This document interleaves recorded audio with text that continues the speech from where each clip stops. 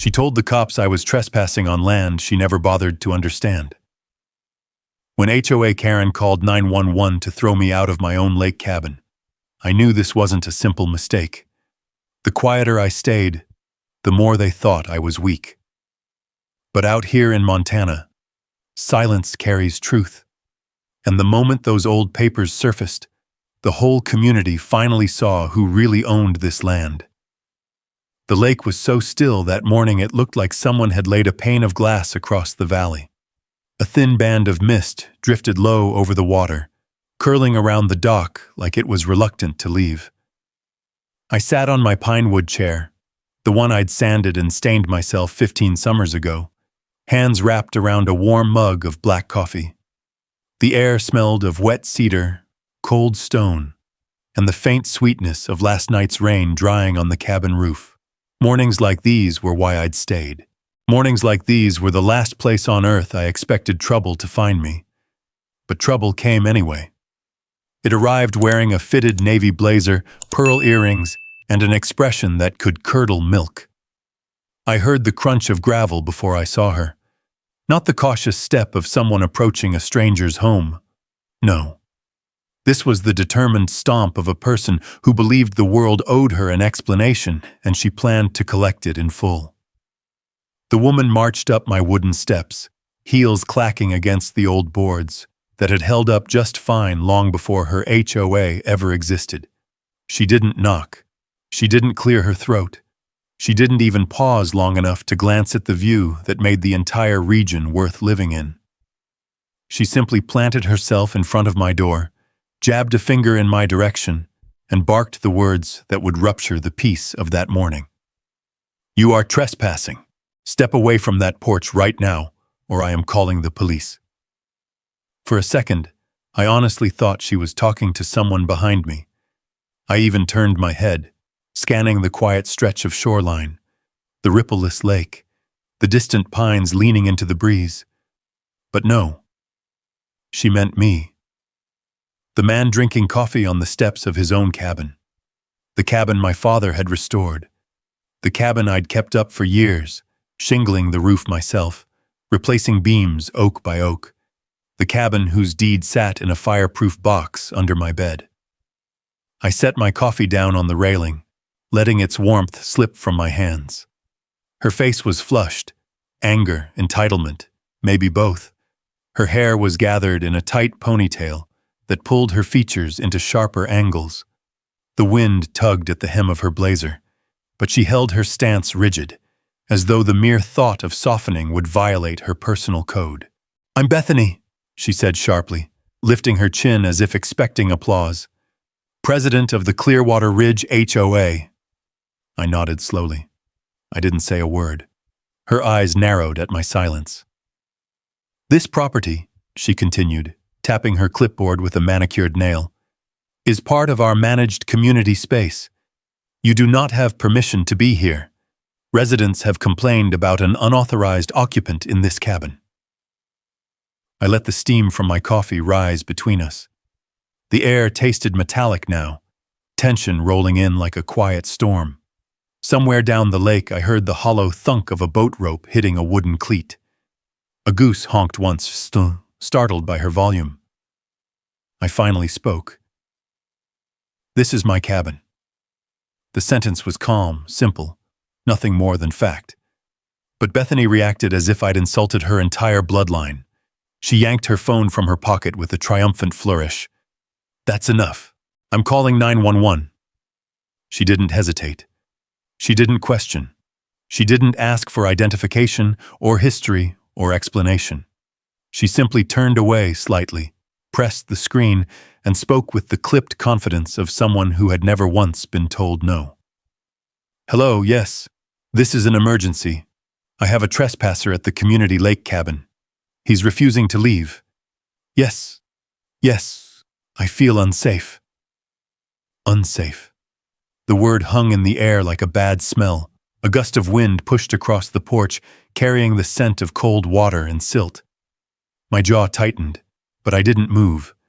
Years in this place had carved patience into my bones, even on mornings when someone tried to rewrite reality in front of me. While she paced, the boards creaked beneath her heels. She described me to the dispatcher like I was some kind of threat lurking on her property. Mid-60s, she said, sitting like he owns the place. That last part twisted something low in my chest, but I swallowed it. Anger wasted energy. And besides, anger didn't change the truth. A pickup truck rattled down the gravel road leading to the shore. Sheriff Marcus always drove with one arm resting on the open window, letting mountain air slap him awake better than any cup of diner coffee. His tires spat dust as he pulled up beside the path. A second deputy stepped out too, adjusting his belt as he scanned the scene. Bethany practically leapt toward them. "Officers, thank goodness you're here. He refuses to leave the community cabin. This is supposed to be accessible only through approved HOA scheduling." Marcus's eyes drifted from her reddened face to my calm one. He'd known me for years, shared coffee with me after long patrol nights, fixed his fishing rod at my workbench more than once. His expression was neutral, but the slight tightening at the corner of his mouth told me he already sensed something off. "Morning," he said, voice steady. "Sir, can you tell me what's going on?" I picked up my mug again, let its warmth soak through my fingers. "Morning, Marcus. I'm sitting at my cabin. She doesn't think I have the right to be here." Bethany jumped in. "This structure is owned by the community. Our documents clearly state." Marcus raised a hand gently, the way he'd calm an impatient rancher or a bickering pair of fishermen. "Ma'am, I'll take a look at the paperwork, but let me talk to him first." Her mouth snapped shut, but the fury radiating from her posture didn't dim. She stepped aside with stiff shoulders, as though the sheriff was inconveniencing her simply by doing his job. Marcus approached me, boots leaving faint prints in the pale dust on the wood. "You got ID? Any documents showing ownership?" "I do." "And you're choosing not to show them?" "Not yet." The deputy's brows lifted. Bethany made a strangled noise of outrage. But Marcus knew me well enough to hear what I didn't say. I wasn't withholding out of defiance. I was waiting, patiently, deliberately, because timing mattered when someone tried to push you off your own land. A breeze rippled across the lake then, scattering the mist and revealing the mirrored reflection of the tree line. The surface shimmered with gold as the first real light crept over the ridgeline. Bethany misinterpreted the momentary silence as victory. She crossed her arms, triumphant. "You see? He won't produce anything. I told you, trespassing. He probably thinks this is some abandoned shack anyone can stay in." Inside me, something cold tightened. Not anger exactly. Something quieter, older, more rooted. This land had history. My father's boots had walked these boards. My mother's hands had cooked in that tiny kitchen. Generations of work had sunk into the soil beneath us. And this woman, who hadn't lived here long enough to learn how the wind changed before a storm, thought she could erase all that with a clipboard and a loud voice. She didn't know the truth. She didn't know the law. She didn't know the boundaries of the lake or the deeply inconvenient fact that not everything in Clearwater Ridge fell under the HOA's shiny umbrella. She didn't know, but she was about to. I stood slowly, setting my mug aside. The pine boards groaned softly under my weight, as though the cabin itself were waking to the confrontation. Marcus straightened, sensing the shift. Bethany stepped back, one foot slipping on a patch of gravel. "What are you doing?" I looked at her for a long moment, not in anger, but in measured consideration. The wind stirred again, brushing cool air against the back of my neck. Across the lake, a red-tailed hawk circled, its shadow gliding silently over the water. Then I spoke, voice low but steady enough to cut through the tension thickening the air. "Tell me something, Bethany. What makes you so sure I don't belong here?" Her lips parted, indignation rising, but she didn't answer. Not immediately. Because for the first time that morning, she realized she had no idea who she was talking to or what land she was standing on. And that was the moment everything began to shift. Her lips parted, indignation rising, but she didn't answer. Not immediately. Because for the first time that morning, she realized she had no idea who she was talking to or what land she was standing on. And that was the moment everything began to shift. The breeze that swept across the lake carried a sharper edge now, as if the air itself sensed the imbalance tilting in a new direction. Bethany steadied her clipboard against her chest, fingers drumming along the polished metal clip. She drew a slow breath, tightened her jaw, and planted her heels more firmly into the aging wood planks of my porch, as if claiming the ground by sheer force of posture. The faint scent of paper, ink, and some citrusy perfume radiated off her in waves, sharp, intrusive, entirely out of place amid the cedar and lake water. "I'm sure," she finally said, voice thin but rising. "I am absolutely sure because I have documentation. This cabin is listed as community managed. The HOA has full oversight, including access rights. These structures," she waved an impatient hand at the logs, the beams, the porch, "were included in the Clearwater Ridge expansion plans. They're under our authority." I didn't respond. Not because I had nothing to say, but because silence often spoke louder, and my silence seemed to grate at her more deeply than any argument could have. Her lips tightened again, a small muscle beneath her left cheek twitching with irritation. She stepped closer, invading the foot of space between us with the confidence of someone used to winning, simply by speaking louder. "You can stare all you want, sir, but it won't change the facts. Residents have rules, property has boundaries, and you," she jabbed her pen toward the floorboards, "are violating both." Marcus cleared his throat from the yard below. Gravel shifted under his boots as he approached the steps, his wide-brim hat casting a shadow across his brow. "Bethany," he said steadily, "let's slow down. I'd like to see whatever maps or documents you've brought. We'll sort this out." She spun toward him, relief flooding her face as if he'd just chosen a side. "Yes, Sheriff, absolutely." She snapped open her clipboard and unfolded a trifold brochure, glossy and professionally printed. "This right here is the community layout, and this," she flipped to a laminated page, "is the recreational space map provided by the developer.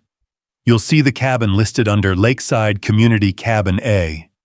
Therefore, per regulations," the papers fluttered suddenly in a gust of wind, the lake's breath lifting a corner before pressing them back flat against her palm. She didn't seem to notice, too absorbed in her performance. I watched the sunlight catch the edges of the laminated sheet, bright enough to sting the eyes. But beneath that gloss lay something she didn't understand. A misunderstanding so deep, it bordered on fiction. Marcus took the papers and studied them quietly. His brows knit as he scanned the tiny print along the margins. "These are HOA planning documents," he said finally, returning them. "They don't show ownership, only intended use." Bethany's expression cracked for an instant, like a porcelain glaze hit by sudden cold, but she forced it back into place with stiff control. Intended use implies management. Management implies oversight, and oversight implies authority. You know that as well as I do. "I know what authority looks like," Marcus replied calmly. "And I know what overstepping looks like, too." The color rose in her cheeks again, deepening into a blotchy red. She pivoted toward the cluster of onlookers beginning to gather near the shore. A couple walking their dog, an older pair holding fishing rods, a woman in a sweatshirt standing beside her bike. Their murmurs drifted through the air like low chimes. "This man is trespassing," Bethany announced loudly enough for her voice to carry across the water. "Everyone needs to understand that. This cabin is community-owned. If we allow unauthorized individuals to occupy structures like this, then everything we've built, our safety, our order, falls apart." Order. That word struck the air like a thrown stone. I watched the ripples move across the faces of the people listening. Some nodded uncertainly. Others glanced at me with sympathy or curiosity. But all of them held a question in their eyes. What was really happening? I rose from my chair again, not abruptly, but slowly, letting the wood creak beneath me. The sound echoed lightly under the porch roof, reminding me again how old this place was, how well it had aged, how many storms it had weathered. I stepped down from the porch, boots pressing into soft soil where dew still clung to wild grass. As I descended, the scent of wet earth mingled with the crisp tang of lake air, grounding me deeper into the land that had been in my family long before any HOA bylaws were drafted. Bethany's composure wavered. She took an involuntary step back as though my presence alone threatened the bubble of control she had created. "Sir," she snapped, "do not come any closer. I am still within my rights to request your removal." "Your rights," I said quietly, "are what concern me most." She blinked. "What is that supposed to mean?" "It means," I continued, brushing a pine needle from my sleeve, "you're operating under assumptions. Assumptions built on incomplete documents and second-hand information. You walked onto this porch certain of something you've never taken the time to verify." Her nostrils flared. "You are not a resident of Clearwater Ridge." "You're right," I said. "I'm not." A wave of murmurs rippled through the group behind her. Even Marcus looked at me with a flicker of surprise. Bethany seized the shift instantly. "You see?" she said triumphantly. "He admits it. This isn't his home. He doesn't belong here." I let her have her moment. She needed it. Sometimes people who believe they're in control cling hardest right before the ground gives way. I caught the faint reflection of sunlight glinting on the sheriff's badge and the dull shine on Bethany's clipboard. Everything gleamed except her certainty, which had begun to dull at the edges. "You're right," I said again, slowly. "I don't live in Clearwater Ridge. I don't pay HOA dues. I don't attend board meetings. I'm not under your jurisdiction." She lifted her chin victoriously. "Exactly. Therefore, but," I added, letting the word slide in like a stone altering the current of a river, "not being one of your residents doesn't make me a trespasser." The triumph on her face flickered. "It does if you're occupying community property." "That depends," I said softly, "on whose community you're talking about." The wind shifted. Pine branches rustled down the shoreline. A raven settled on a stump nearby, watching like some kind of quiet witness. Bethany tried to hold her confident stance, but her weight shifted unevenly from one heel to the other. "Sheriff," she said, voice tightening, "I insist you take action. Remove him from the cabin until this is sorted out." Marcus exhaled slowly. His gaze slid from her to me, measuring the tension, the uncertainty, the way the ground beneath this argument was becoming less stable by the second. "I'll take action," he said, "but I want to hear his side fully before I make a move." "You already have his side," she snapped. "He's refusing to leave. He won't show documents. He doesn't even live here." The deputy shifted uneasily. Even the breeze seemed to hesitate. I stepped to the side, letting the light catch the rough grain of the cabin logs behind me, weathered but solid. "Bethany," I said quietly, "you've come here with assumptions. You've made accusations. You've called the police to a property you don't own. So let me ask you something directly." She swallowed. "What?" "Why," I asked, "are you so sure this land belongs to you?" Her breath hitched ever so slightly, and for the first time since she'd stormed onto my porch, real doubt flickered behind her eyes. She looked back down at her clipboard, flipping pages, searching for validation in ink and laminate rather than in truth. Her fingers trembled. "Because," she began, voice faltering, "because this is Clearwater Ridge. Everything around this lake falls under our authority." "No," I said, voice steady as the lake behind us. "Not everything." She stared at me. confusion beginning to bloom into something sharper. Fear of the unknown, fear of losing control. The dog walker murmured something to the woman beside him. The fisherman tightened his grip on his rod. The raven cawed once, cutting through the stillness. "You think you know this place," I continued, "but you don't. Not the history, not the landlines, not the deeds, not the rights that have been here longer than any HOA ever dreamed." Her face paled. "What are you implying?" "That you should have checked," I said, "before calling 911. The tension spiraled tighter, coiling around all of us like a drawn rope. A shoreline breeze rustled the reeds, whispering through the hollow spaces between them. Somewhere in the distance, a slate-colored cloud rolled across the mountains, though no rain threatened yet. Bethany's voice thinned to a brittle, desperate edge. "Sheriff, remove him, now!" Marcus didn't move. Instead, he turned toward me. "Sir," he said quietly, "I'll need to see whatever documents you have, whenever you're ready." I nodded once, but not today. Timing mattered, and the moment Bethany believed she had won was precisely the moment she had begun to lose everything she thought she controlled. I lifted my mug again, though it had cooled enough that the rim no longer warmed my hands. The air around us felt heavier, thicker, not with heat, but with that slow-building kind of tension that settles in before a storm rolls over the mountains. I stepped back onto the porch, the pine boards groaning softly beneath my boots, and returned to my chair. I let the silence stretch out, not indifference, but intention. Silence has weight. Silence, when used well, unnerves people far more than shouting ever could. Bethany did not appreciate silence. She stiffened the way someone does when a dog refuses to heel. "You can't ignore this," she snapped, her voice ricocheting off the still surface of the lake. "Sheriff, he's uncooperative. That alone proves—" "It proves nothing," Marcus interrupted gently. "People get quiet when they're deciding their next move." Her glare sharpened, or hiding something.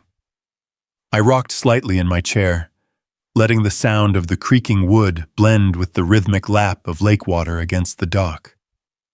The sun had climbed higher, warming the tops of the pine trees and casting long, striped shadows across the water. A dragonfly hovered over the railing, pausing like it too was observing the confrontation. The world around us carried on, steady, quiet, patient, while Bethany fluttered and fumed like a misplaced gust of wind fighting the wrong direction. The deputy leaned close to Marcus, whispering something I couldn't hear. Marcus shook his head once firmly. Even he seemed to understand that pushing me right now would only escalate things, and escalation wasn't what I wanted. Not yet. Behind Bethany, more residents had gathered near the shoreline. Their expressions varied, some curious, some bored, others uneasy in a way only small town folks get when they sense a boundary dispute brewing. Nothing stirs up fears like the thought of losing access to a pretty lake they'd been promised in a glossy brochure. Bethany turned toward them, searching for reinforcement. "Everyone needs to understand," she announced, voice pitching higher than before, "that this cabin cannot be used by unauthorized individuals. If we allow this man to stay here, we lose control over the entire lakefront. The HOA exists to protect property values, to maintain order, and we can't maintain order if order isn't the same as ownership," I said quietly. My voice wasn't raised, but the sound carried across the porch and echoed into the morning air. The simplicity of it cut her off sharper than any accusation. Even the dog on the trail downshore stopped to listen. Bethany pivoted toward me. "Excuse me?" "You heard me," I said, keeping my tone even. "You're confusing oversight with possession. They're not the same." Her lips thinned until they nearly disappeared. She tapped her clipboard against her side, a nervous rhythm she probably didn't realize she was making. "Sheriff," she said firmly, "this has gone on long enough. You need to remove him so we can re-establish proper management. This building is listed under our community inventory. Inventory, I repeated softly, letting the word turn in the air like something brittle. That's an interesting choice of phrasing. She ignored me and thrust the laminated map toward Marcus again. He eyed it with the same look he gave bad parking tickets, resigned, patient, mildly annoyed. Bethany, he said, this doesn't show who owns this land. It only shows the HOA's intended recreational layout. She huffed. That's how communities work. The developer assigns areas and the HOA manages them. It's all part of the structure. This cabin has been used for community events for years. Fishing lessons, youth gatherings. Even last year's holiday banquet sign-ups were taken right inside this. She gestured vaguely at the porch, like the cabin itself might bow in respect. And none of that changes the question, I replied. Which is, who owns this? Her cheeks flushed deeper. Ownership, she spat, is implied by usage. Marcus raised one eyebrow. That's not how the law works. Bethany rounded on him. Sheriff, you need to stop indulging this and start enforcing. This man is sitting on a property that's listed under our domain. If he won't present documents, then you need to remove him while we— You're not listening, Marcus said calmly, and even the deputy glanced at him in surprise. I can't remove a man from a cabin without confirming whether or not he has the right to be here. She faltered again, another small crack along the surface of her confidence. I leaned back, letting my gaze drift over the lake. The water shimmered now, each ripple catching the light like shifting silver scales. The vastness of it, deep, ancient, unmoved by human quarrels, offered a strange comfort. This place had outlasted miners, settlers, loggers, surveyors, developers, and now, apparently, an HOA president with a laminated brochure and a penchant for authority. I brought the mug to my lips again, now lukewarm but steady in my hand. You know, I said softly, this lake was never part of any developer's original plan, not the land around it, not the water rights, not the cabin either. That's a lie, Bethany snapped, desperation leaking into her tone. Everything here belongs to Clearwater Ridge.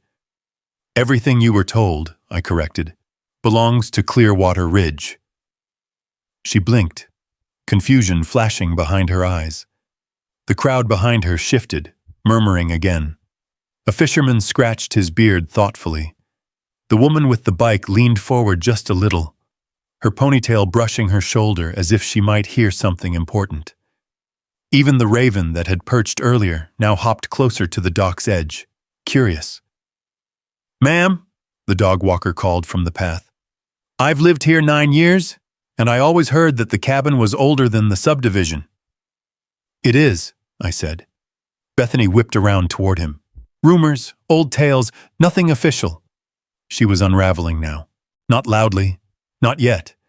But in those small, unmistakable ways, power slips from someone who's held it too tightly for too long.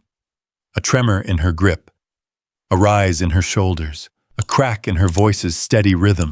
I spoke gently, almost kindly. What made you so sure this was yours? Her jaw tightened.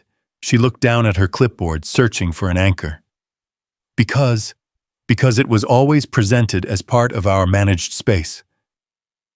Presented, I repeated softly. Not proven. Marcus exhaled again, the weight of the moment settling on his shoulders. He looked at me, then at her, then at the lake stretching behind us like a witness with perfect memory. Ma'am, he said carefully, until we see ownership records, I can't force him to leave. Bethany stared at him as though he'd betrayed not just her, but the entire concept of authority. She clenched her clipboard so tightly, the plastic cover bowed inward. You want records? She asked sharply. Fine, but so far, I'm the only one providing anything. He's offered nothing. I didn't answer. Instead, I simply stood, the chair rocking back gently before settling still.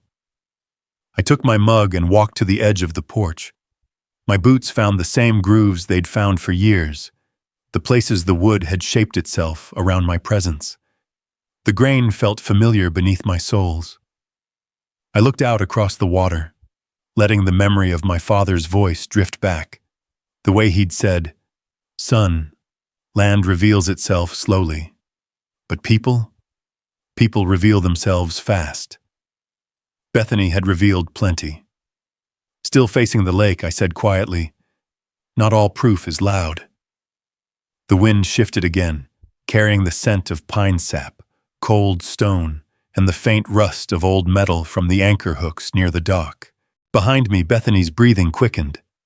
"Sheriff," she said sharply, "this situation is unacceptable. If you won't remove him, the HOA will pursue every action necessary to—" And then she stopped. Because even she knew deep down that her actions had awakened something she hadn't anticipated. Not defiance, not hostility, not resistance even, but certainty. The kind of certainty a man carries when he knows exactly where he stands, and exactly what ground lies beneath his feet. I took one last sip from my mug and set it down gently on the railing, the ceramic clicking softly against the wood. The sound was small, but it echoed like a starting bell, because silence had played its role, and soon enough, truth would take the stage.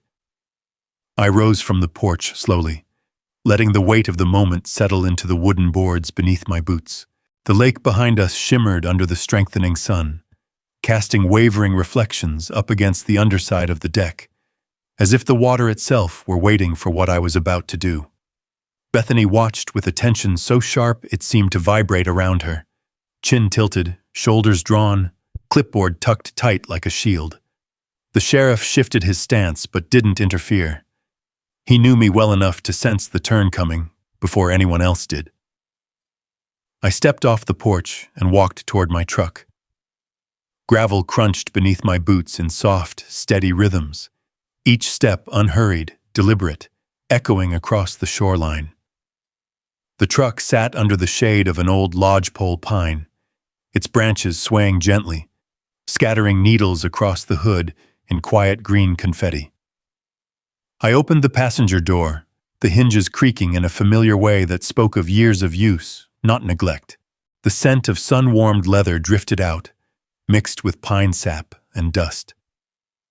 Under the seat, wrapped in a canvas sleeve worn thin at the edges, lay the past. My family's past, the land's past. I pulled the bundle out carefully. Even the sheriff straightened a bit as he saw it in my hands. Bethany's eyes narrowed with suspicion, but a flicker of uncertainty betrayed her composure. I returned to the small clearing in front of the porch, the bundle tucked under my arm. The crowd's murmurs quieted as I approached, the air tightening like a drawn bowstring. The breeze shifted, carrying the faint smell of wet earth, lake minerals, and distant smoke from someone's early morning wood stove. I stopped 3 paces from Marcus and unrolled the canvas. Inside lay papers, old ones, the edges browned with age, corners softened by decades of careful handling. Some were typed, others bore handwritten notes in ink faded to a dark sepia. The top sheet was a deed, its embossing still intact, though time had dulled its crispness. Marcus's eyes flicked to it immediately. Bethany, however, scoffed with theatrical disdain. "Oh, please," she said, waving a dismissive hand. "Sheriff, this is ridiculous. We operate under current documentation, not—" She gestured vaguely at the papers, whatever relics he dug out of an attic. But I didn't look at her. I held the deed out to the sheriff. "Read the last line," I said quietly. Marcus took the paper gently, as though aware of its value. The crowd leaned closer. The breeze faded for a moment, leaving only silence and the soft lap-lap of water against the rocks. Bethany huffed. "This proves nothing. Anyone can print a fake deed." Marcus ignored her. His finger traced the bottom section, eyes narrowing as he reached the final line. His lips parted slightly. He exhaled. "Bethany," he said, "this isn't nothing." For the first time all morning, uncertainty crept fully onto her face. "What are you talking about?" Marcus lifted the document slightly. "This deed predates Clearwater Ridge by nearly 40 years. The boundaries listed here," he pointed at a faint ink outline, "cover the cabin, the shoreline, and the entire northern arc of the lake." "That's impossible," she snapped, voice cracking. "That land is managed by the HOA. It's always been that way. Everyone knows that." "Everyone," I said evenly, "was told that. There's a difference." The crowd shifted. A few exchanged glances. The dog walker stepped closer, squinting at the paper. A fisherman muttered under his breath. Even the raven on the dock seemed to hop forward, curious. I unrolled another sheet. A topographic survey from decades earlier, complete with compass bearings and a signature from an old surveyor whose family had lived in the region since the 1800s. The ink was faded, but legible. The seal, though weathered, remained intact. I held it toward Marcus. "This shows the original parcel lines, before the developer bought adjacent tracts, before the HOA existed, before Clearwater Ridge was even a name." Bethany stared at the documents as if they were snakes about to strike. "This is absurd. Nobody owns more than the developer recorded. All lakeside property is under HOA management. It's standard." "No," I said. "It's common, but not standard. There are exceptions." I pulled out the final page, a certified water rights record from the state. A crisp blue stamp sat in the corner. This one wasn't old. It was renewed every 10 years, and this version had my father's name and mine printed clearly. "This," I said, "is the most important one. Water rights to the northern half of Clearwater Lake, including intake access, maintenance, shoreline control, and cabin use, transferred directly from my father before he passed." Bethany's mouth fell open. She looked at Marcus, then at the papers, then at me. That can't be right," she whispered. "Nobody mentioned water rights during the community meetings. The developer didn't—" "Did you ask?" I interjected gently. Her eyes hardened. "I didn't need to ask." Marcus exhaled again, more heavily this time. "Bethany, you definitely needed to ask." She stood frozen, her authority crumbling by the second, clipboard trembling against her chest. Around her, the residents whispered louder now, fragments of doubt, questions, curiosity rippling through the group. I stepped closer, not threateningly, but firmly enough that she felt the weight of the truth pressing in. "You walked onto my porch this morning," I said slowly. "Certain you understood the rules, certain you had the right to enforce them, but you never stopped to consider one thing." She swallowed. "What?" "That this cabin is older than your HOA, older than your development, older than every glossy brochure you've ever handed out, and the rights tied to it weren't erased just because someone printed a new map." Her cheeks reddened with humiliation, or anger, hard to tell. She spun toward Marcus. "Sheriff, this doesn't change anything. Those documents don't override the developer's plans." "They override a lot," Marcus corrected, "especially when they're legally recorded and predating recent claims." "But we practically use this land," she insisted. "We host events. I raised an eyebrow. "You use it. You don't own it." The words hit like a quiet hammer. No force, just truth. Bethany took a shaky step back. The breeze rustled her blazer, lifting a strand of hair from her face. For a fleeting moment, she looked small beneath the towering pines, small in the shadow of a land she had assumed belonged to her domain. But then something in her hardened. "You think this proves anything?" she spat, recovering her brittle pride. "Fine. You have old papers? You have water rights. But the HOA has authority given by the community and by the developer's agreements. If you think I'm stepping aside because of a few dusty sheets, they're certified, Marcus said. She ignored him, leaning toward me instead. You're mistaken. I will challenge this. I will contact the board. I will get legal involved. You're not scaring me with paperwork. I met her gaze, calm, unflinching, unmoved. I'm not trying to scare you, I said softly. I'm trying to inform you. The crowd murmured again. Someone muttered, maybe we should have known about this. Another whispered, I heard rumors but never thought. Bethany's chest rose and fell in sharp, rapid breaths. Her grip on the clipboard whitened her knuckles.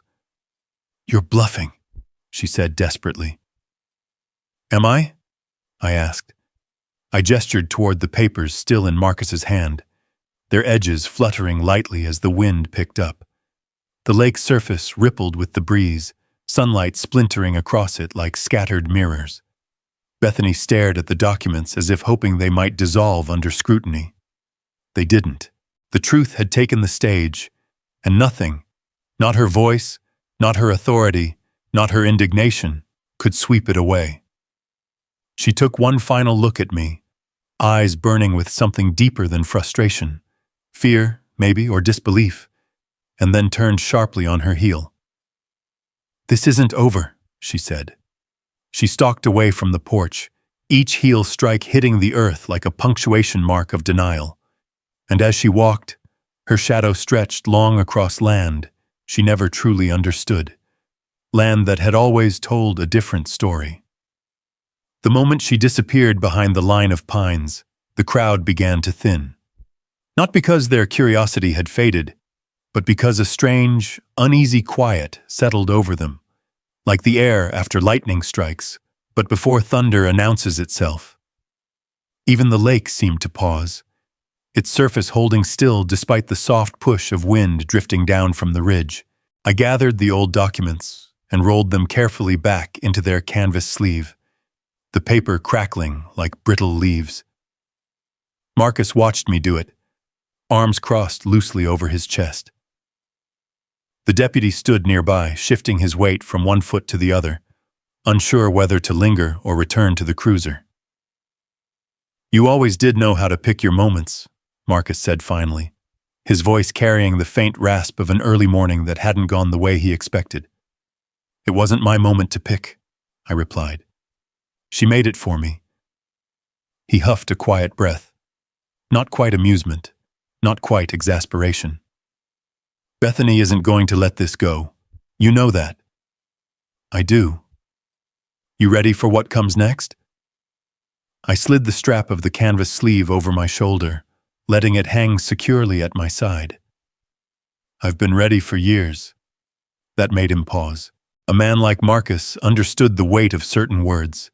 He understood the patience required to wait out storms, or the resolve needed to create one. The dog walker at the shoreline tugged lightly on his leash, murmuring to the golden retriever, who kept glancing nervously toward the cabin. The fisherman reeled in his line and shrugged when his wife whispered something to him. A teenage girl on a mountain bike frowned thoughtfully and took one last look at the cabin before pedaling away. One by one, they drifted off, carrying pieces of the morning's revelation with them, like seeds caught on their clothes, bound to take root somewhere. But their silence wasn't confusion. It was recognition. Something they'd believed about this lake, its story, its borders, its ownership, had cracked. And once a crack forms, light tends to pour in. I returned to the porch and lowered myself slow into the pine wood chair. The groan it gave felt like an old friend whispering welcome. The sun had risen high enough to warm the top railing, its heat seeping into my palms as I leaned forward and braced my hands against it. The lake glimmered in widening circles of gold. Ripples moved across its surface like thin ribbons, tracing the path of a breeze that carried the scent of damp moss and distant wildfire smoke, a reminder that even in a place as quiet as Clearwater, nature always wrote the larger story. My thoughts drifted, not toward anger, but toward the years that had shaped this valley. My father's hands hauling beams up the ridge, My mother's soft humming in the cabin kitchen, the long afternoons spent sanding the porch, the nights spent patching the roof while listening to wolves howl from the tree line. This cabin wasn't a structure. It was a lineage carved from wood and land and memory. And for a long time, no one questioned that. Until Clearwater Ridge arrived with brochures and bylaws and the belief that paper could overwrite history. I heard footsteps approach. Light, tentative ones, not the hard clack of Bethany's heels. When I glanced up, a man in a flannel jacket stood at the bottom of the steps. His face was familiar, though his name escaped me. He lived in one of the newer homes, near the trail that wound toward the southern shore.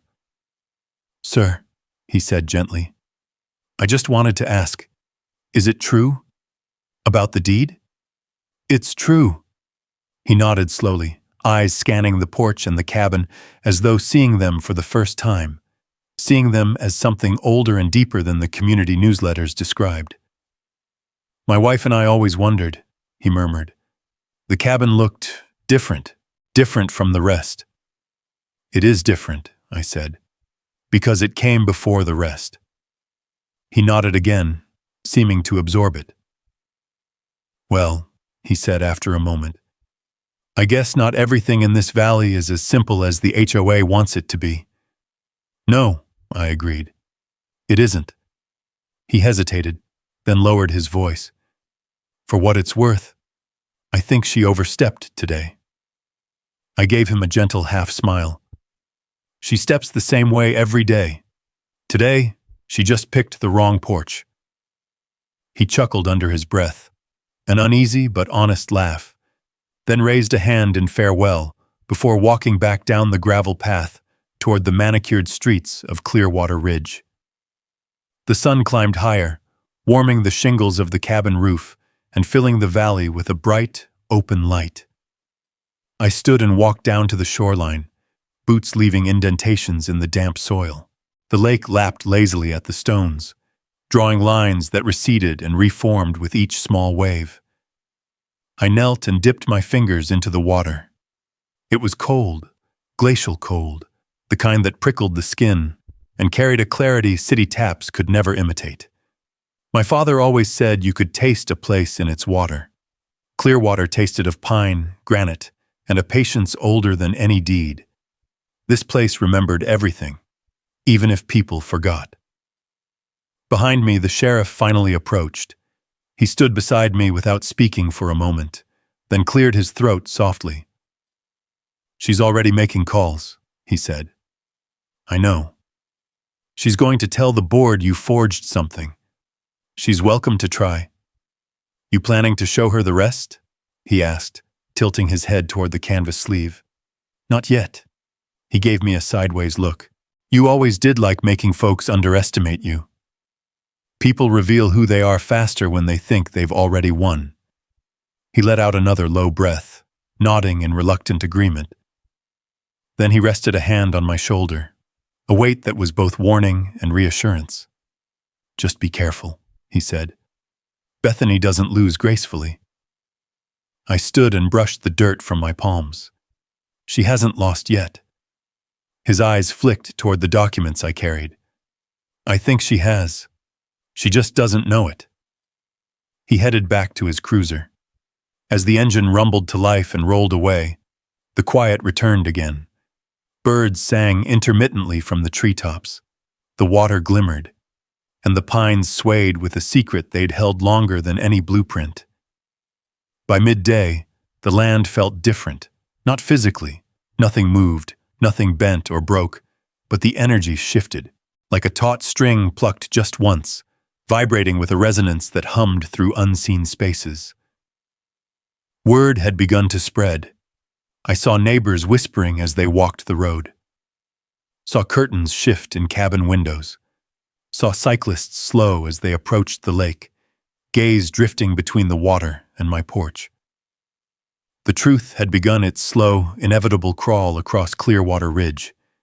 And truth, once set in motion, does not stop. But as I watched the shadows stretch across the land, I also saw something else.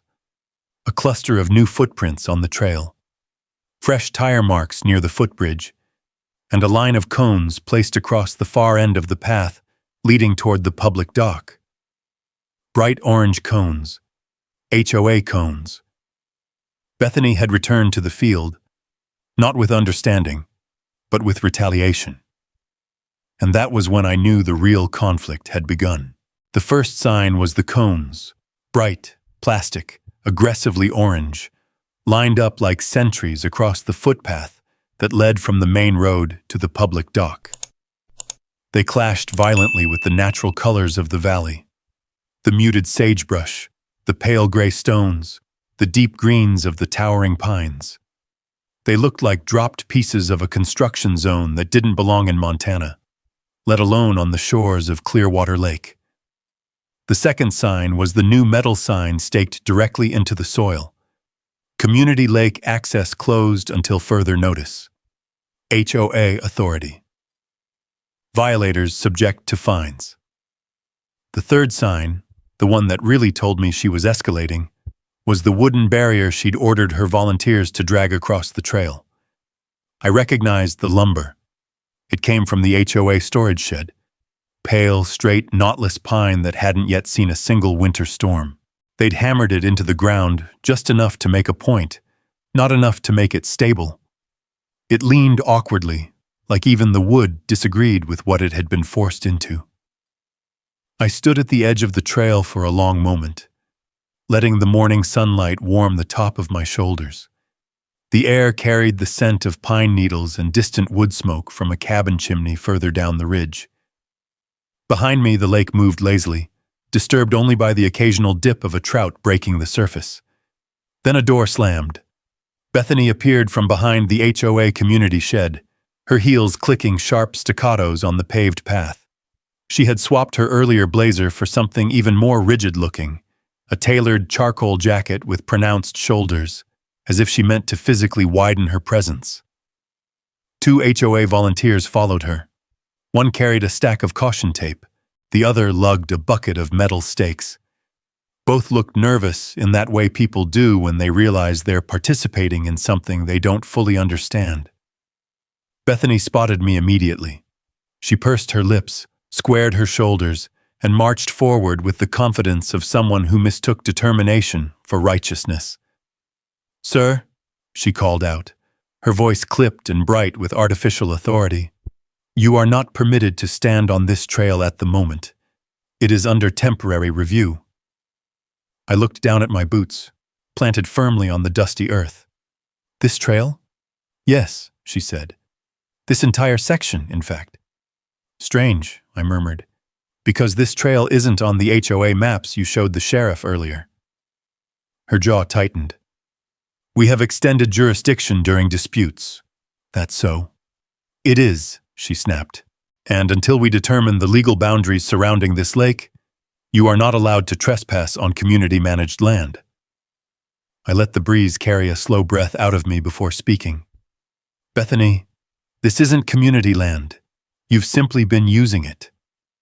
"That's not how usage works," she said sharply. "Long-term patterns establish expectations. Expectations establish rights." "You're describing habits," I corrected gently, "not law." The volunteer with the caution tape shifted uncomfortably. "Ma'am," he murmured, "are we sure we're supposed to block the whole trail? Folks use it every—" Bethany shot him a glare so sharp it practically sliced the air. "We are maintaining order," she said, enunciating each word as though speaking to someone hard of hearing. "And order requires decisive action."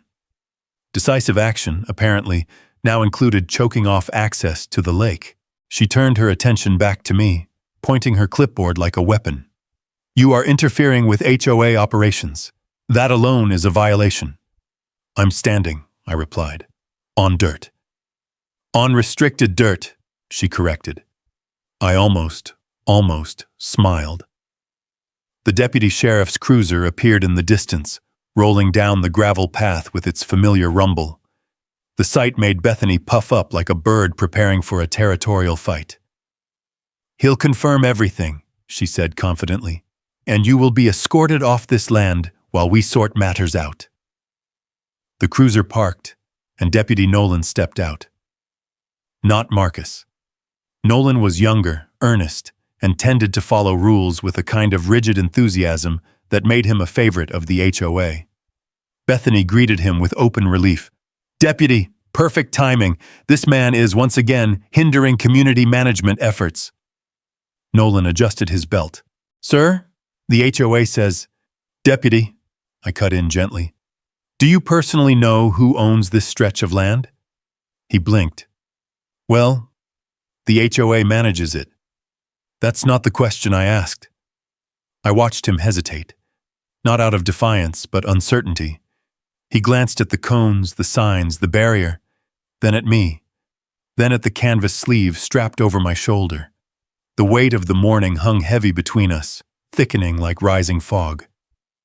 "The sheriff," I continued, "saw the documents. Did he tell you what they showed?" Nolan shook his head. "He just told me to monitor things until he returns." "I see." Bethany stepped between us, heels digging into the dirt. "Deputy, I need you to enforce restricted access. This individual refuses to comply with HOA directives. He presents falsified documents, attempts to challenge community authority, and—" "You always did enjoy the sound of your own voice," I said, not unkindly, just plainly. She flinched, not at the words, but at the tone. I hadn't raised my voice, hadn't argued, hadn't matched her fire. That unnerved her more than open confrontation ever could. "You can't speak to me like that," she sputtered.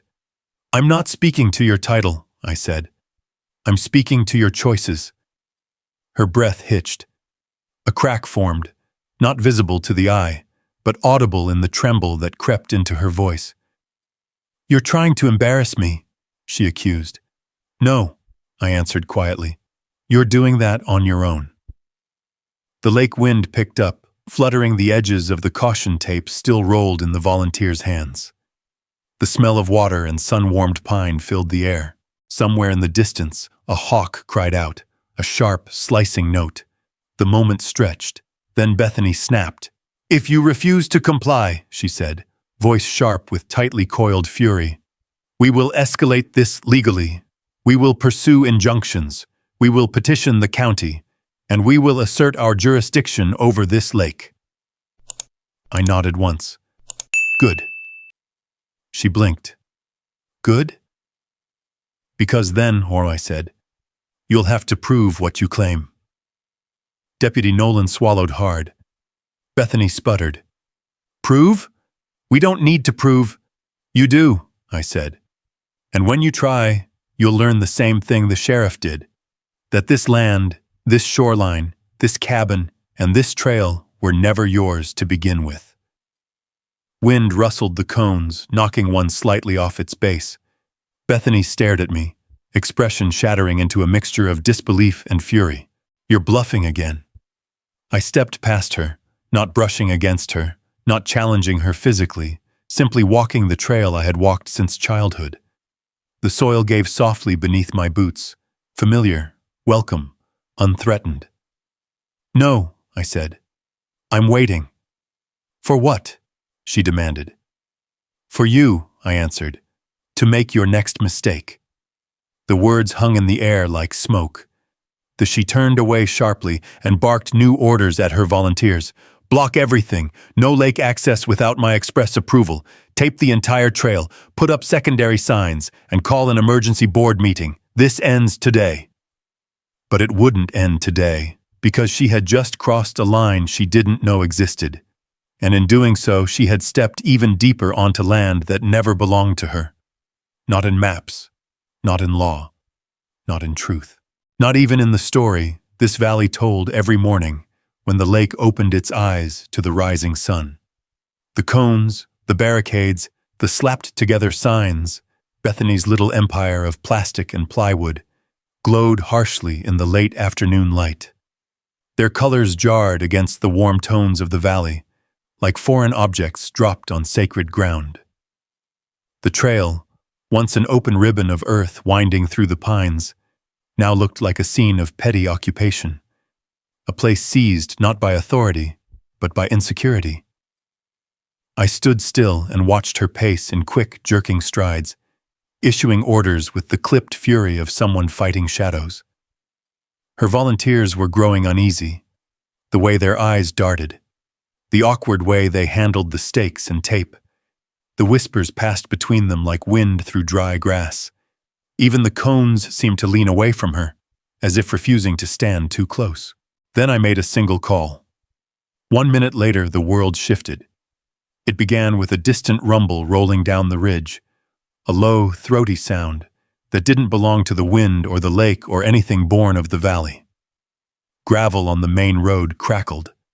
Birds lifted off branches in startled flutters. A fine layer of dust puffed upward from the bend just beyond the old cedar grove.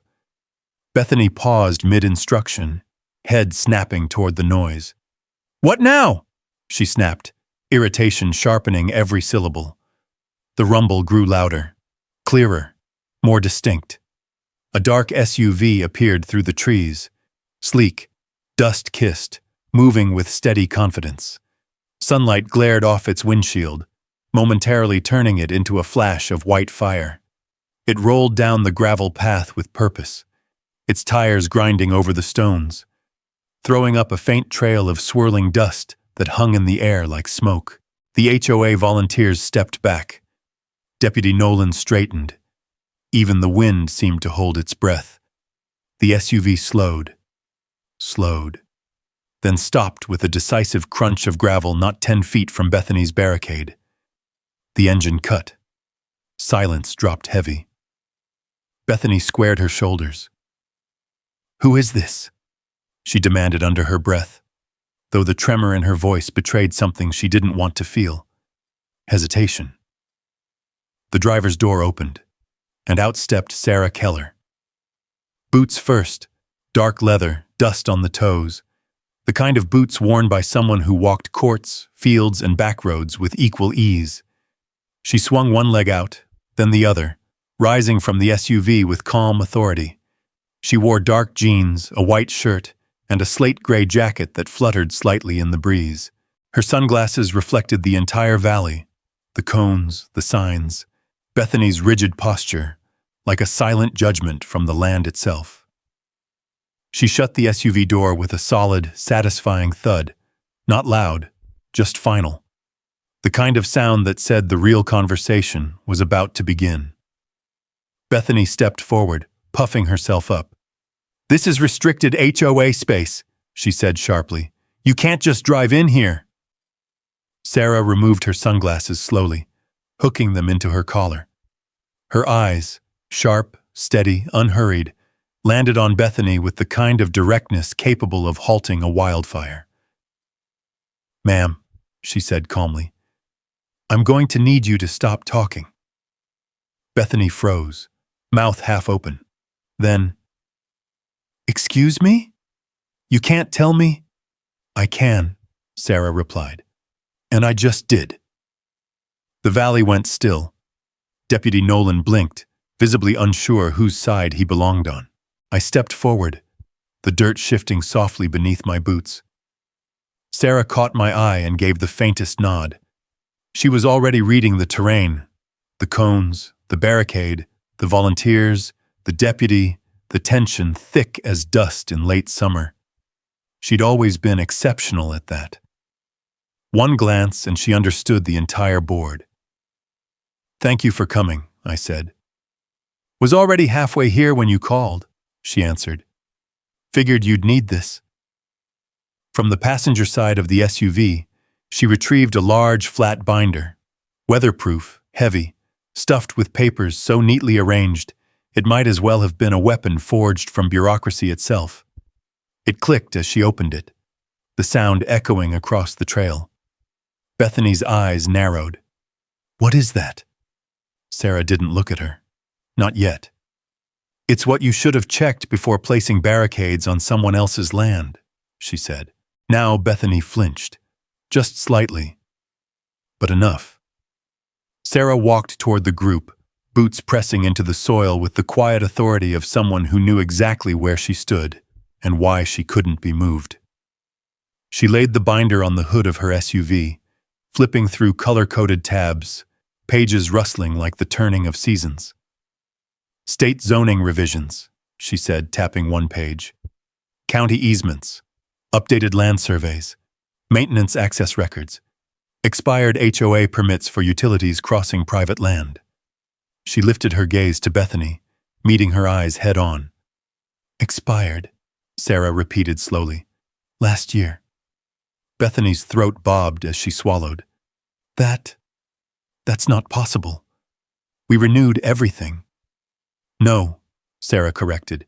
You didn't. You filed intent to renew. That isn't renewal. Your application was rejected because you failed to include a maintenance impact report. She paused. Twice. Nolan's head whipped toward Bethany. Twice? No, that's incorrect, Bethany sputtered. Our board always… Ma'am, Sarah cut in, her tone firm but level. Your board didn't read the updated county code. It changed 18 months ago. You missed it. What county code? Bethany demanded. Sarah turned the binder so everyone could see. The document on display bore a fresh county seal, dated only 6 months prior.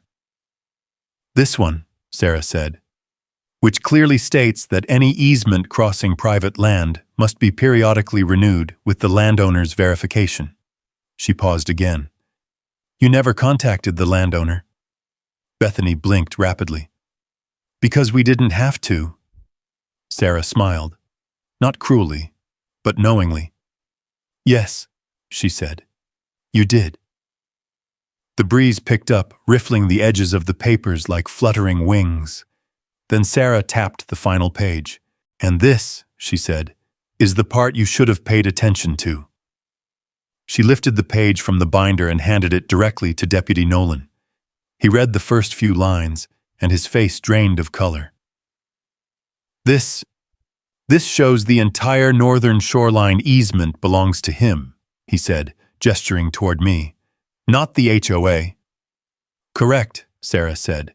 And the permits the HOA used are, well, they're invalid on this side of the lake. Correct again. Nolan cleared his throat, suddenly cautious. So all of this, the barricades, the signs, the cones. Sarah closed the binder with a deliberate, echoing snap. Illegal, she finished. Bethany staggered back one step, boots sliding in loose dust. No, she whispered. No, that can't be right. We've maintained these trails for years. We've hosted events. We have community rights. Community use, Sarah corrected sharply, is not community ownership, and it certainly isn't community authority. Her words carved through the valley like cold wind through winter pine. Sarah turned to me. Sheriff Marcus will be here soon. He asked me to deliver everything directly. He's reviewing the rest with the county office. Bethany's breath hitched. You called the county? No, Sarah said. They called us.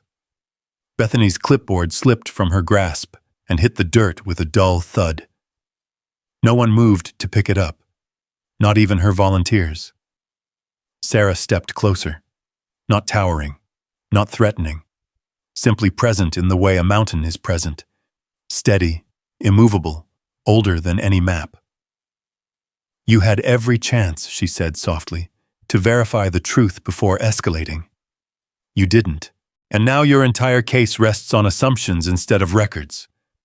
Bethany stared down at the fallen clipboard, chest rising and falling like someone trying to breathe through a snowfall. And one more thing, Sarah added. Your HOA's authority ends exactly. She pointed to a faint line in the dirt where old survey stakes once stood. Here. You're lying, Bethany whispered, voice strained. No, Sarah replied quietly. I'm the one who actually reads the law. Her words settled in the valley the way snow settles on branches. Soft, quiet, undeniable. And for the first time since sunrise, the land itself seemed to exhale. The wind eased. The lake, which had been trembling under the commotion of raised voices and shifting authority, flattened itself into a glassy sheen. Even the birds quieted, as though the entire valley paused to absorb what had just happened. Sarah's binder clicked shut, echoing through the air like the final note of a long, hard song. Nothing more needed to be said. Bethany didn't move. Not at first. She stood exactly where the weight of Sarah's words had struck her, fingers curled stiffly around her clipboard that still lay in the dirt where she'd dropped it earlier. The dust around her shoes danced in tiny spirals as the last remnants of wind drifted through. Her eyes were fixed not on Sarah, not on me, but on a point somewhere far beyond the pines, as though she were searching for a reality where this wasn't happening. But there was no such place, because the land doesn't lie, and neither do the papers that define it. The HOA volunteers, unsure what to do, hovered in a loose semicircle near the cones. Their faces had changed. Gone were the eager, obedient expressions they wore earlier, when they followed Bethany's instructions with unquestioned loyalty. Now they looked around with hollow discomfort, shifting on their feet, eyes lowered as though afraid to make eye contact with anyone. One man removed the caution tape from his hands slowly, folding it with an awkwardness that revealed more guilt than regret. Another nudged one of the cones with his toe, watching it wobble and settle lopsided in the dirt. Only Deputy Nolan remained where he stood, but even he looked smaller somehow, chastened by the revelation he'd been unaware of. "Let's clear a path," he muttered to the volunteers, but no one moved. Not until Sarah gave a short nod in his direction, a quiet signal that the legal stage had closed. Then, reluctantly, they began removing the cones, gathering them with hesitant hands, as though touching them now carried a weight they hadn't anticipated. I stepped a few paces back from the group and let the quiet settle over me like a blanket. The sun had dropped lower behind the ridge, bathing the valley in a soft amber glow that turned the lake into a sheet of molten gold. My shadow stretched long behind me, merging with the shadows of the pines. This silence was the moment I'd been waiting for. Not the confrontation, not the escalation, not even the unveiling of truth. This moment, the moment when nature reclaimed its voice and people were forced to listen to it, because the land always speaks last. Sarah approached me, her footsteps soft on the trail. "Told you she'd pushed the wrong direction," she murmured. "She pushed a lot of directions," I replied, watching Bethany still frozen in her place. "This is just the first one that pushed back." Sarah crossed her arms, leaning against her SUV. "She'll need time to process it." "She'll need more than time." A faint breeze carried the smell of lake water and sun-warmed pine sap. It drifted across the dried dirt, lifting the edges of a small pile of leaves by the barricade. One leaf tumbled loose, skittering across the ground until it landed near Bethany's boots. She glanced down at it sharply, almost flinching, as if even nature was mocking her. Deputy Nolan cleared his throat. "Ma'am, we should remove the signage until further review." Bethany didn't answer. He tried again, gentler. "Bethany, you should pick up your clipboard." Still nothing. Her silence wasn't calm or thoughtful. It was stunned. The silence of someone who'd built certainty on sand and only now discovered the tide's schedule. I turned away from the scene, my boots crunching softly over the gravel as I walked back toward my cabin. Each step felt heavier, not with exhaustion, but with the slow release of tension that had wound through the valley all morning. The pines rustled softly overhead as I passed beneath them, their branches shading the path with shifting patterns of gold and green. When I reached the cabin porch, I paused at the first step and looked back. Sarah was speaking quietly with Nolan. The volunteers stood uncertainly near the trailhead, no longer sure who to follow or what to believe. The barricade had already been dismantled, leaning like discarded lumber beside a pile of cones. The caution tape fluttered weakly from a stump where one end still clung. And there, at the center of it all, Bethany stood alone. Small, deflated, confused. The land around her, the land she'd tried to claim through laminated maps and aggressive certainty, now framed her like a witness. The soft sway of grasses, the murmur of the lake, the golden haze of sinking light, all of it surrounded her quietly, without judgment, without anger, simply existing in a truth older than any HOA document. This silence wasn't for victory. It wasn't triumph. It was clarity. I stepped onto the porch, the wood groaning beneath me with a familiar creak. The smell of pine resin rose from the beams as the sun warmed them. I reached my chair and lowered myself into it, the seat molding to my weight like an old friend. From here, the whole valley stretched out before me, the lake reflecting the sky, the trees moving like slow dancers in a soft breeze, the shadows stretching long across the open terrain. I let out a long breath, steady, controlled, and felt the weight of the morning lift gradually from my shoulders. The canvas sleeve with the deeds and surveys rested by my feet. Its presence wasn't triumphant. It wasn't a weapon. It was simply the truth. Quiet, patient, immovable, just like the land. Sarah gave me a small wave before getting into her SUV. Tires crunched over gravel as she drove away, raising a thin veil of dust that shimmered in the dying light. When her vehicle disappeared around the bend, the valley grew even quieter, as if the world were settling back into place after being shaken loose. Slowly, the residents dispersed. Some paused to glance my way. Some nodded faintly. Others looked uncertain, their morning assumptions shattered. But none approached Bethany. None offered comfort. None followed her. She lingered a while longer, clutching her clipboard again, though she held it differently now, against her chest, not as a badge of authority, but like armor she no longer believed in. Then she turned and walked slowly back toward Clearwater Ridge, her steps no longer sharp or commanding. Dust rose around her ankles, catching the amber light in soft clouds. The pines closed behind her like curtains closing at the end of a scene. I watched until she disappeared from view. The sun dipped lower. The valley deepened in color. Shadows thickened. The lake rippled gently with the first hints of evening wind. I leaned back in my chair and let my eyes follow the slow dance of golden reflections across the water. The storm had passed, but the quiet afterward, the weighty, meaningful, waiting quiet, told me something unmistakable. Bethany wasn't done. And silence, though powerful, is never the end of a conflict. It's only the breath before the next wind comes. That wind arrived before dawn the next morning, cold enough to sting the back of my throat as I stepped onto the porch with a mug of coffee that hadn't yet warmed my hands.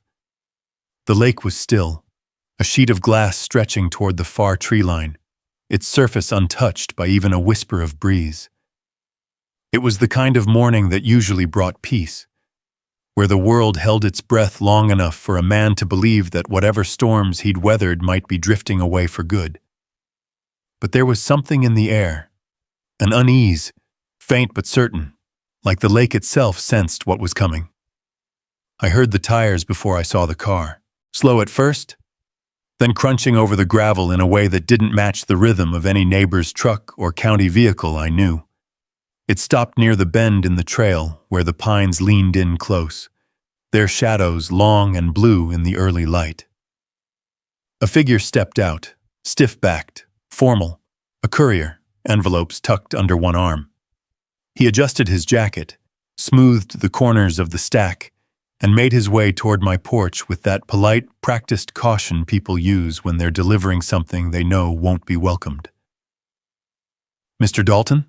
he asked, voice steady. I nodded, setting my mug on the rail. He extended a thick yellow packet sealed with bright ink, the kind reserved for urgent matters. I didn't take it right away.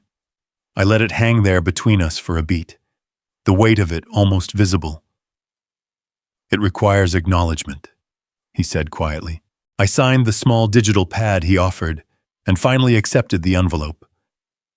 It was heavier than I expected, thick with documents, tabs, signatures, and the unmistakable sour smell of legal trouble that someone hoped would knock me off balance. The courier left quickly, almost relieved to be heading back to his car. I didn't open the envelope right away.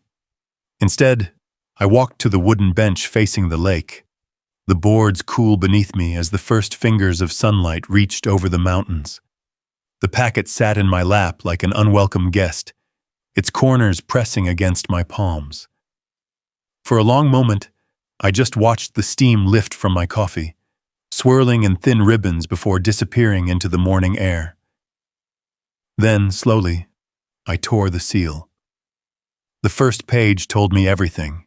Emergency petition for injunction, filed by Bethany Crowley, president of Maple Ridge HOA.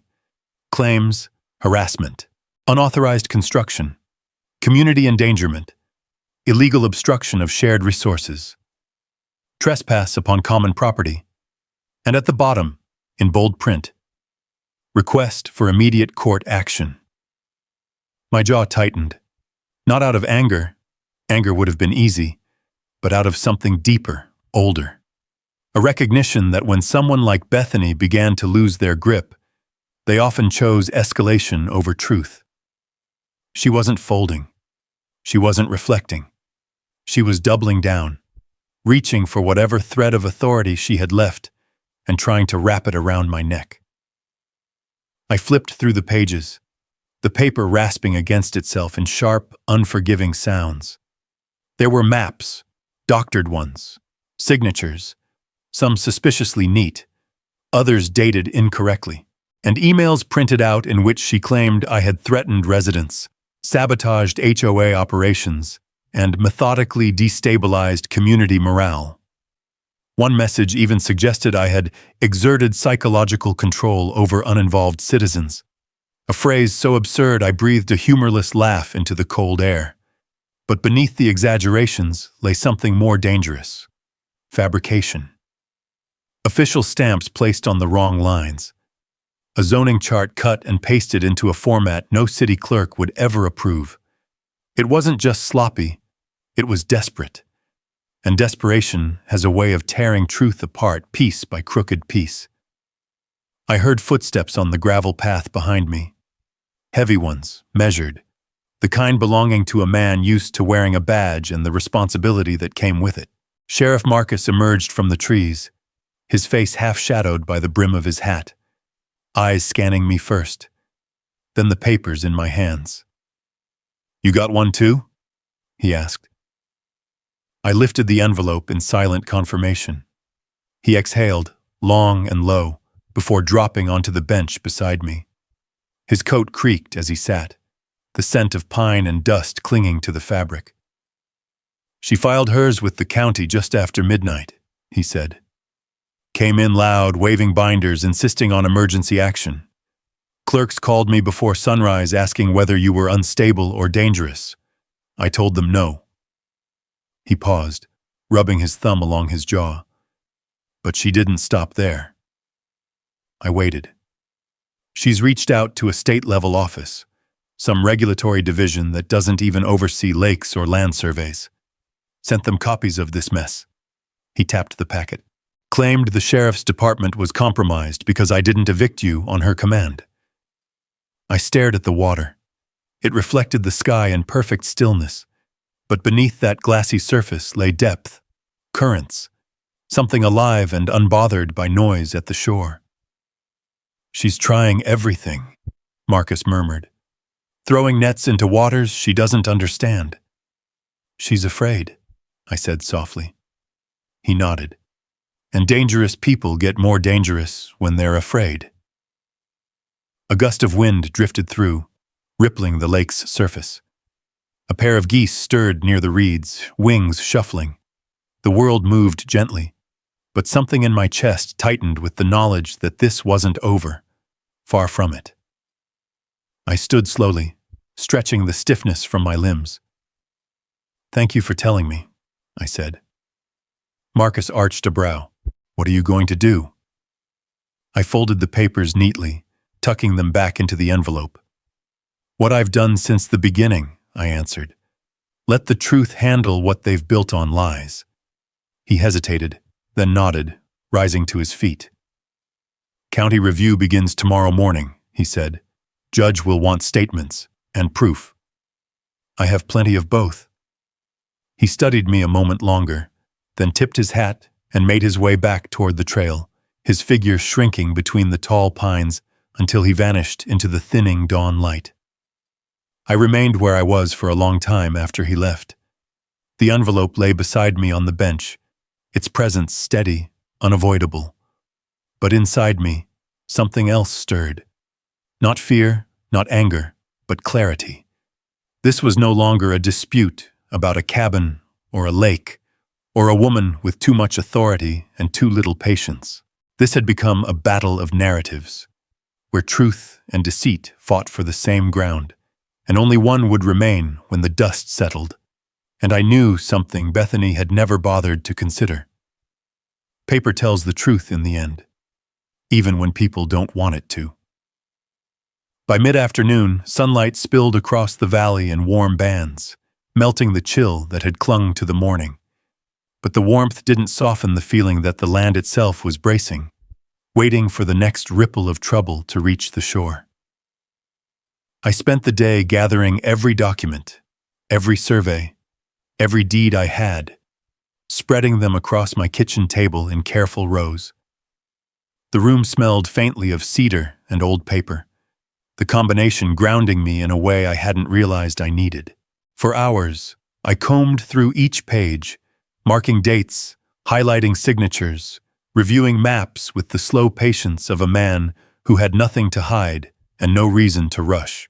And as the sun lowered behind the mountains, casting gold through the window panes, I realized something else.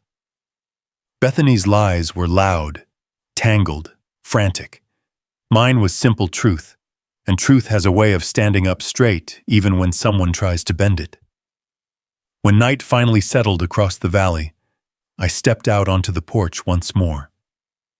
The lake, now dark and reflective, held the glow of the moon in its steady surface. A calm place, a wise place. And though trouble circled somewhere beyond the tree line, I felt steady, because storms built on lies collapse under their own weight. All I had to do was be ready when this one finally broke.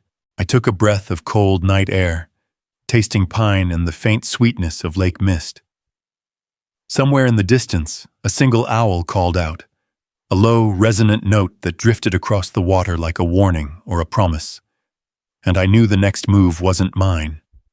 It was hers. But when it came, I would answer it, with truth sharp enough to cut through anything she brought forward. The night deepened. The lake listened, and I waited for what tomorrow would bring. Morning arrived without fanfare. No wind, no birdsong, just a soft gray haze settling over the valley, like the land itself was bracing for something final. I stepped out onto the porch with a mug that had long gone cold, watching the mist curl along the surface of the water. It carried the shape of the mountains on its back, drifting with the slow patience of something ancient. Even before I saw the first car on the ridge road, I knew the day had come when lies would meet their end. By 9 o'clock, the gravel pull-off near the old courthouse was already filling. Ranch trucks, HOA SUVs, county sedans, they lined the road in uneven rows, engines ticking as they cooled. Folks gathered in small clusters, murmuring in that low, uncertain tone used when a community doesn't know whether it's attending a trial or a reckoning. I walked past them quietly. No one stopped me. Some nodded. Some stepped aside. And some, the ones who'd stood proudly behind Bethany for years, simply stared at the ground as I passed. Inside, the courthouse smelled of pine polish and old paper, the same smell it carried the day I filed my first land deed decades ago. Today it felt heavier, as though every case ever heard within its walls leaned forward to watch this one unfold. The judge, Harold Provence, a man with a beard like winter frost and a stare that had softened only with age, took his seat with slow authority. "Let's begin," he said, voice settling over the room like weighted cloth. Bethany sat at the front table to the right, her blazer pressed crisp, her jaw tense enough to crack. Beside her, 3 HOA board members shuffled binders stacked with color-coded tabs that meant nothing and everything at the same time. On my side sat Sarah, calm as a mountain shadow, flipping through her papers with the deliberate elegance of someone sharpening a blade. The clerk read the accusations first. Bethany's petition, her claims, her timeline. The words echoed across the room. Harassment, obstruction, community destabilization. Each accusation heavier than the last. When the reading ended, Bethany rose with a smooth, practiced posture. "Your Honor," she began, voice bright and tight like polished brass. "This community is in crisis. This man has built fences meant to intimidate, constructed barriers across shared paths, and interfered with essential utilities." "Utilities?" Judge Provence interrupted gently, eyes narrowing. "You'll need to support that claim." Bethany lifted a sheet triumphantly. "Right here. A map indicating the northern waterline running directly beneath the fenced area." The judge adjusted his glasses, scanned the page, then frowned. "This form was retired 10 years ago, and the signature on it," he tapped the bottom corner. "The clerk listed here passed away in 2014. A murmur rippled through the room. Somewhere behind me, a man whispered, "Lord help her." Bethany swallowed, but didn't back down. "She prepared this form before her retirement." Sarah rose slowly. "Your Honor, may I?" She crossed the room, heels clicking with soft finality, and placed a folder on the judge's bench. "Here are the current utility maps, certified, updated, and verified by the county. The northern line she refers to was rerouted 9 years ago. The area in question has been inactive since before the HOA existed." Judge Provence flipped through the documents. "Thank you, Ms. Brooks." Bethany's face tightened. The board members beside her shifted, uncomfortable. One cleared his throat, but said nothing. Next came the zoning dispute. Bethany's claim that my fencing and construction were unauthorized. Sarah stepped forward again, presenting the paperwork with a steady hand. "Your Honor, these permits were approved through the county, reviewed by the Environmental Department, and signed off by the State Land Office." Her voice carried through the room with quiet authority. "All dated, all certified, all long before Ms. Crowley filed her complaint." Judge Provence leaned back. "I see." It wasn't the judge's tone that rattled the room, it was the silence that followed. Thick, heavy, the kind that pressed down on a person's ribs. Even the air seemed to wait.